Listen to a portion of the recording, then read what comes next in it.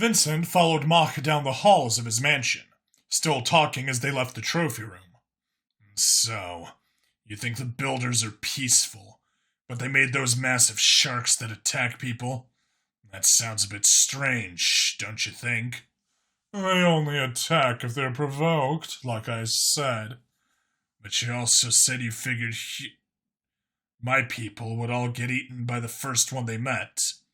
Vincent looked to the dragon, who didn't reply and just kept walking, until Vincent continued. Because you assumed we'd provoke it. I have no doubt. Vincent nodded. That sounded rather accurate, he had to admit. But what if they were designed that way? He really didn't give much credence to the old conspiracies about aliens landing on the pyramids, or abducting certain people through history. But... well, how did he explain his own situation? Can we talk to the academics again? Certainly. We need to meet with them to get you that new black box, after all. I wanted to have a private conversation with you about my own memories, and give them time to look over the data, Mock said, while leading Vincent back downstairs into the more streamlined basement. It's strange knowing someone else is watching your memories, isn't it? Vincent said, all too familiar with the caution it causes. More so when they're in your head with you, adding their own perspective to it. Mock agreed with a nod. That was actually a new thought for Vincent. When he tried to view that woman's memories, it had been entirely strange to try and figure out what were his thoughts and what were her thoughts. It had to be especially strange for Mock, who'd never gone through the process at all. Soon, they were back in the same room as before, but the academics were all focused on Zerny and Fizzern instead of on their terminals. Fizzern was ticking points off on his fingers, 2 already out. And you always seem to make this a competition between our imprints. I'm the foremost scholar on brains within the entire Union. I'm not just a neuroscientist. I'm the best there is. But you don't hear me bringing that up unless you start to question my expertise. Creature 88 might be a new species, and his brain is more complicated, but it still functions as one expects a brain to function. And being an expert on a species does not make you an expert on every aspect of that species. Zerny was huffing, 4 of her arms crossed as she balanced on the back 2. You don't bring it up directly, because it's always there in your tone, your inflection. You always think you're better than me, and won't concede a single point to me without checking it yourself. If you had just trusted me to be doing my job, then you wouldn't second-guess every decision I make or idea I present. My tone, my inflection. Have you changed imprints and become a language and communications expert since we last spoke? He couldn't growl, but he seemed close. I don't need to be an expert on all communication to be an expert on your communication.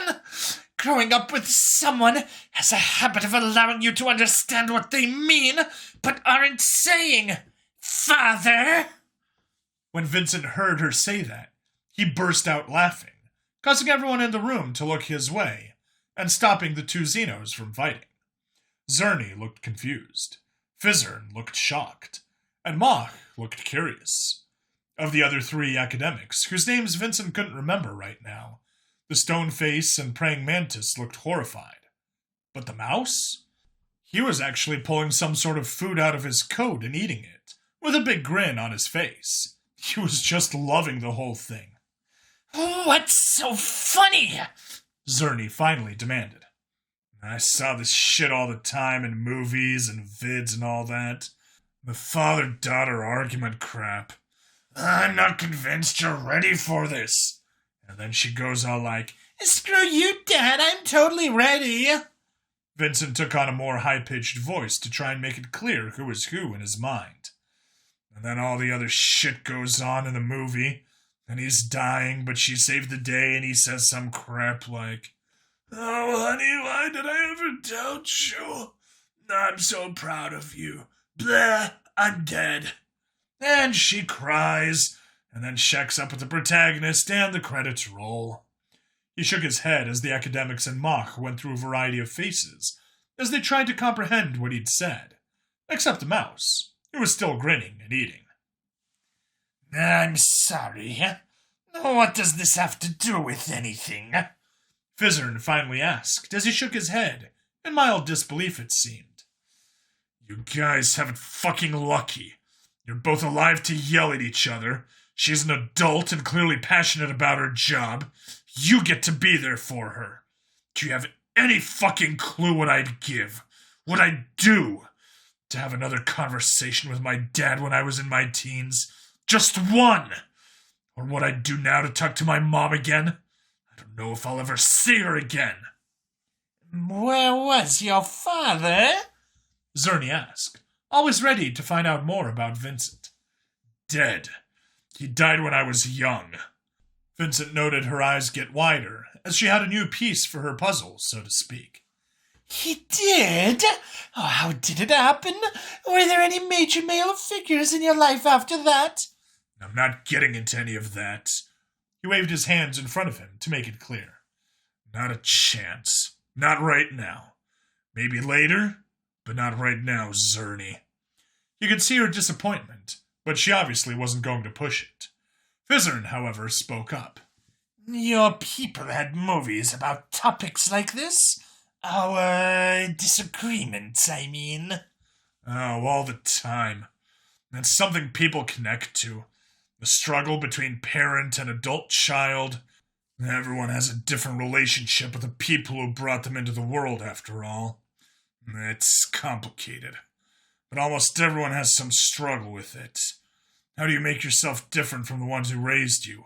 Or how do you stay true to their upbringing? Vincent shrugged and kept talking. I always looked up to my father, but I probably couldn't be any more different.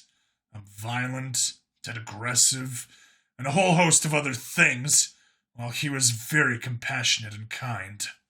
Vincent smirked a little as he thought it over, and then laughed for a moment. Hell, he could even sing. When he took my mom out on a date, they couldn't get into the club they were trying to get into, so instead he took her to an empty parking lot and sang to her while they danced under the streetlights. Vincent trailed off as he thought back on hearing his mom and dad tell the story when he was a kid. He could just feel the love radiating off of them. Vincent. Mock's voice was distant. Oh, what he'd give to see either one of his parents again. It wasn't like he could meet them in the afterlife if he kept being cloned. Vincent! He finally jerked back into reality, aware that they'd been trying to get his attention for a while. What? They were all staring at him, and the mouse seemed to have run out of snacks in his lab coat. You had expressed an interest in talking with my specialists. I figure now might be a decent time before you lose your thoughts by experiencing those of another. Mock watched Vincent carefully, seeming unsure if Vincent had already lost his thoughts. Oh, yes. There was something you mentioned earlier. Now that I know about the builders and whatnot, there's a chance that I'm related to all that. I speak your common language. I fit within the range of most species, even if I'm extreme. But the worms experimented on me. They made it so I could be cloned for some reason. They obviously had plans for my use, and they hate the Union. He looked out at the various experts, and of course Mock. What if this was their plan? Mock frowned. Being captured? No. Think about it. My people's blood is being used as a drug. I've upset the natural balance of the Union. I don't fit into the normal categories like the other species. Just like Mock said, if we came into contact with that builder shark thing, we'd likely just provoke it. He shrugged. What if the worms knew I'd bring the Union down from the inside? No. Mock said, with the same force he denied any chance Minva could be awarded. You fight crime. You can't be responsible for things outside of your control. There are other forces working against you here. Right. But black blood started showing up not long after I did. What if the wardens were working with the worms? What if my species is something the worms knew about and manipulated? Or shit, what if they created us? He could see the academics puzzling through what he'd mentioned, but Mock plowed ahead. You think the worms somehow manipulated dragons into doing their work for them? We're supposed to be the very bedrock of the Union. While some might be led astray, they'd have to know the rest of us would fight claw and tooth to preserve it. You've delayed their plans and strike against them at every turn. How is that part of their plan? Vincent had heard how confident Mock was about keeping him going before. When his past had become clear once more, Mock was there to ensure he never stopped, that he got right back to work. Of course, the dragon wanted to use him as a pawn, but it was the way he sounded back then and now. Maybe Mock really thought of Vincent as his friend and refused to believe he was some evil pawn. The worms can obviously get to my home planet. They know more about my species than anyone else. I'm not the only... He barely caught it. There are others like me here. Forget what the wardens are trying now. What did they want with us back then? The worms are always seeking new species to reach before the Union. They're terrible fighters on their own, so they look for hosts. You've proven to be a very capable and hard-to-kill creature, so maybe they were grooming you for their own army, Zerny said, which made Vincent wince a little at the thought. But if that's true, it means you being here is not some grand and terrible plan of theirs. Mock was quick to add on. But is it possible the worms have been manipulating my people to be the force you mention? The kind to fight and quarrel constantly? To be lazy and yet industrious? Can this union survive the introduction of an entire race like me? An entire race that won't fit into these easy classifications the AI relies on? The kind of species that kills over gods and will suddenly be introduced to ancient races that left behind incredibly destructive devices? The room was silent. Not even Mock spoke for a while as Vincent looked at them. After a moment, Vincent sighed and shrugged. Since we're talking about crazy things here, have you ever heard of a system with a small volcanic planet right next to the star? A greenhouse world, a garden world, a small rocky and red planet, some asteroids, 2 gas giants, and then... He paused. An ice planet and a dwarf? Mock shook his head. Nothing comes to mind. It's not too far off from this system in those terms, however. Vincent arched a brow. How close are we talking? No small volcanic one, like you said, but the first planet is covered in acid swamps. It might have been a greenhouse in the past. Then there's the farm, and then this planet. No asteroids, though. None?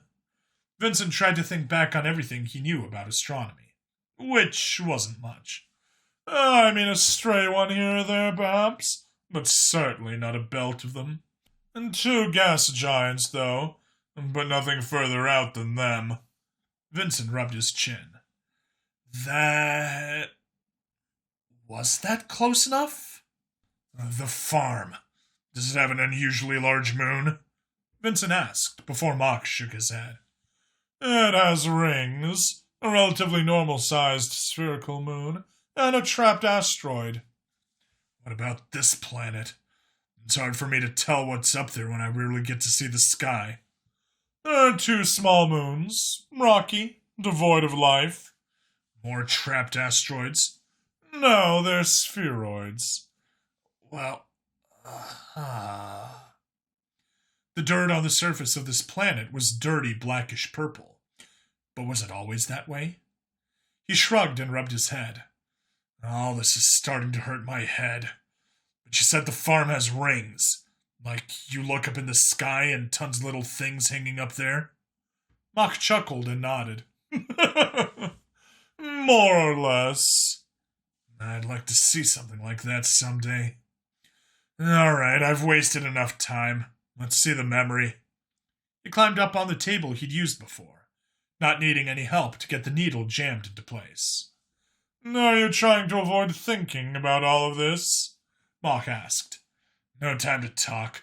Let's find out what's on that black box. Zerny, get this rolling or I'll fire you as my assistant. The Xeno quickly scrambled over to a terminal. Vincent closed his eyes, trying to end his current train of thoughts with someone else's memories. As he closed his eyes, he could feel things begin. All right, this was a man, unconscious, pain in the back of his head, some sort of old scar. Pretty bad pain. Slowly, his eyes blinked open as he returned to the land of the living. Looking down, he could see that his Oranje, Blaue, and Wheat's armor was all still in place. However, his comm wasn't picking up the De Virgende Hollander. Wait, what? What the fuck? The what? His clothes were what color? As he looked up, he could see a satyr. They were dangerous, usually worked for the Draken, but this one had black armor and no heraldry. Perhaps it belonged to the Warman? The language was fucking with Vincent's mind, and in reality, he groaned out as his brain tried to process non-English thoughts with his English ones. The satyr weren't alone. There was another with him, sitting at a table. So we finally caught you. It took quite some effort. It seems the Shade isn't the only capable member of your species. Vincent could sense some confusion about the term, the Shade. So this human wasn't aware of Vincent, but instead of addressing it, he spoke up. Natuurlijk, de nieuwe koper dit te goed is om waar te zijn, is echt te goed om waar te zijn. En ik maar denken dat alle aliens idioten zijn.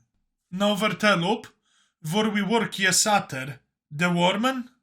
What the fuck?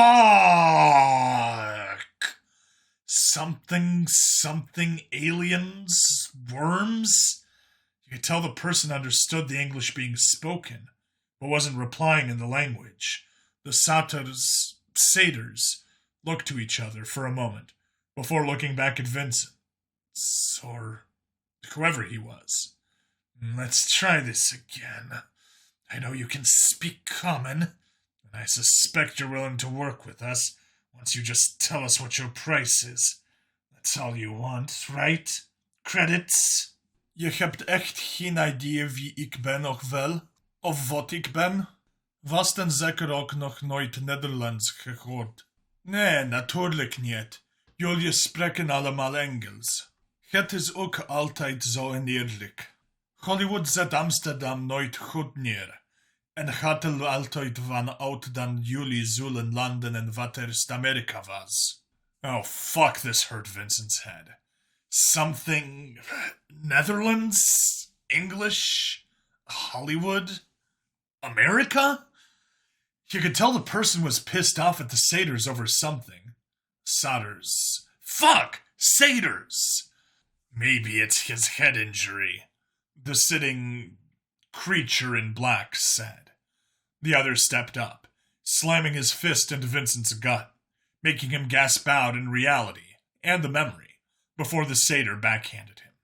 Normally, that would just sting, but the armored plated fist cut open Vincent's lip. The man's lip. In reality, Vincent would be fine. He spit up at the satyr who'd been hitting him. Is dat alles? Mijn moeder did me nog meer pijn, toen ik vroeger billen kreeg. Vuil klautzak, blief godverdomme eens met je potten van me af. Ik word er ziek van je smerige tyfusleier.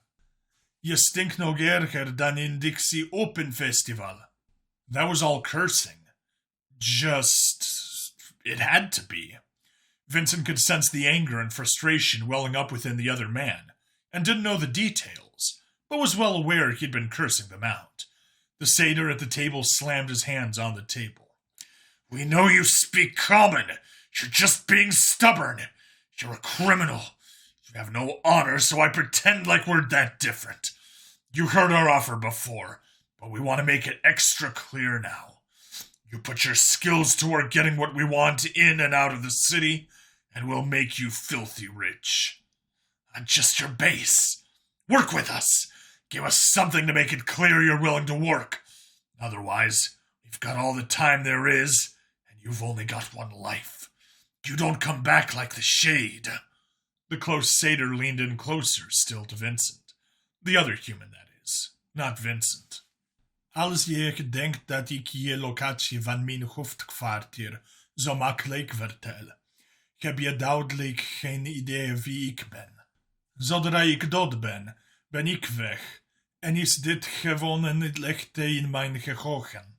Veel succes met het zoeken naar de echte ik. Vincent could tell he wasn't worried about dying in the least, especially as the man took the chance to spit blood up into the satyr's visor. The satyr growled and pulled back his fist, only to stop as blaster fire was heard in the distance. He could see the satyrs looking towards the door, and the sounds of fighting were quickly getting closer. The man laughed up at them. Eindelijk, iemand hier om je te vermoorden. Dit is mijn kans. There was an explosion that knocked Vincent around from the chair he was bound to. He could feel it break as he hit the ground, and likely his right wrist. But it also meant his hands were free. The man scrambled to his feet just as there was another explosion. He could feel burning. There was a hole in the wall of the room. As he jumped through it, the jagged metal cut strips out of his arms and legs. Much of this was easier for Vincent to comprehend, as the man acted without thinking too much. There was some sort of ocean he could see through a window in the next room, and... Whoa! Rings! He could see the rings stretching out away from the planet. That looked amazing! But the man wasn't interested. He turned and began to run down some sort of hallway before he felt something slam into him from the side. There was the crunch of breaking ribs before he was slammed into the window, and then through it. The shattering glass cutting up much of his other side and back before he hit the ground. Things became fuzzy then, as if he was watching through static, but he could feel burning and look down, seeing some sort of oil spreading across the top of a boat, lapping at his feet. He was pinned under the bulk of a dead Rovik. The fire was getting closer. He would die slowly, painfully. Instead, the man grabbed the Rovik's blaster and began to pull it up to his head. There was some sort of final thought. Hopelijk heb ik doordat de deal fout ging, en zal ik voorzichtig zijn met mijn nieuwe koppers. And then the man pulled the trigger, and the memory became nothing but darkness. As soon as Vincent was back in reality, he sat up and patted down the crotch of his pants.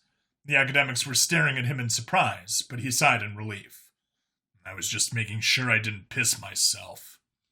You could see the revulsion on their faces, except Zerny, who looked curious. From dying in the memory, you mean? Sometimes your body undergoes a sympathetic muscle relaxation, and you lose control of some of your body functions. Vincent paused and thought it over. Was it just a physical reaction that made him do it? He always thought that the fear of ending was what made him do it sometimes. He'd died in all sorts of awful and terrifying ways. Now, he suddenly wasn't sure. I don't know if it's physical or emotional. Might as well be honest. What did you learn? Mock asked to change the subject. Satyrs were trying to interrogate him. About something. He wasn't playing along. Then explosions and running. Then fire and death. Vincent hated burning alive. Those 2 days trapped in the rubble of the factory. If the Urvesh ever tried to make him relive those memories again, he likely would kill someone. He would fight it to the end, that's for sure. He only had the one set of memories from the sink after they found his corpse, but that was traumatic enough. We were able to view it as you uploaded, since this system is more efficient than the normal one you use. But we had no idea what he was saying. A few words sound familiar, but that's about it, Mock informed him. You think I know? I only know one language, and that guy was speaking He tried to say Dutch, but instead twisted and threw up blood onto the floor of their nice, clean room. He could hear the academics gasp and squeal. The mouse fainted. The stone face rushed to the nearest trash can to puke as well. Zerny was actually stepping forward, though. Mind if I take a sample? Dr. Zerny, I feel that might be in poor taste. Mock admonished her lightly. But I want to see if this is chemically different from the normal samples. She had a point. Vincent held up a hand and she quickly grabbed a small beaker to hand to him. He spat up a bit more blood into the beaker and then handed it back before leaning back onto the table and laying down once more. I fucking hate that. He could hear Mock speak into a comm unit. Yes, another cleanup. More water and burnt toast. But Vincent waved him off and stood up. Hold off on the toast. I think he wants to go upstairs now. Mock, I need to find something. This really tears it. There are more of my kind here. At least 2. Or, well, that one is dead, so there were 2. But now at least 1. And if I don't go find him and help him, I might be the only one left. I know I was just talking about how perhaps me being here is a terrible thing. But I have to find someone else. I just have to. You won't hear any arguments from me. I'll do anything I can to help, Mock promised with a solemn nod. Vincent knew that the other human, Brian, was here somewhere at the bottom of the city. He'd heard the reports from Frey. I need some gear, and I need a communication device that can patch into Satyr channels. Oh, and some transportation to get me to the Patrol HQ. You'll have more than that if you need. I'll tell my chief of security to assemble a team to... No team, Vincent stressed. The Satyr were hunting the other human. While Mox were likely good guys, Vincent had come across far too many bad ones already. He wasn't ready to trust them as a species just yet. Blind loyalty didn't sit well with him. I have to do this alone. Very well. Can you tell me why not? I think the Satyr working for the Wardens are hunting another of my kind near the bottom of the city. If I take yours, it can get very confusing. And since they bombed the checkpoint and we have no idea when the lifts will be open again. It was Mock's turn to cut Vincent off. They're already open. That's the only public access between Sector 1 and 2. The explosive didn't damage the lifts. It's been several hours. Of course it's open again. Oh. That was actually very efficient of them, but it made sense. All right. Well, then I need to do some hunting. He got up off the side of the table that wasn't covered in blood puke. Then he paused and looked at the academics as he remembered something he wanted to ask. Can you guys see my dreams? The stone face was recovered now, but a lighter stone color than before. Oh, please, don't talk about your dreams right now. He looked confused as Zerny spoke up. Even I think they're disturbing. You only catch glimpses at times, a blurry image or faraway sound. In general, I would agree that they distress those who watch, so we skip them, or dare interns and grad students to watch one of your full night's rests. Few make it. Don't even joke about that, the Stoneface said. I hope you don't make them watch when the figure appears. The figure? Vincent asked. That's what looks to be your skeleton, in a black robe with some sort of bladed weapon. It stares directly at the screen. Or the black where the eyes should be does. Zerny said and shrugged, but Vincent could see the stone face shudder. No, you might think that's black, but it's beyond that. Those are voids of darkness that can't be fully described by the words of mortals.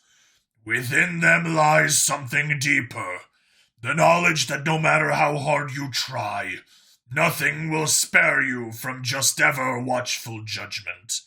That he will be there in the end. Your end. Her words a whisper.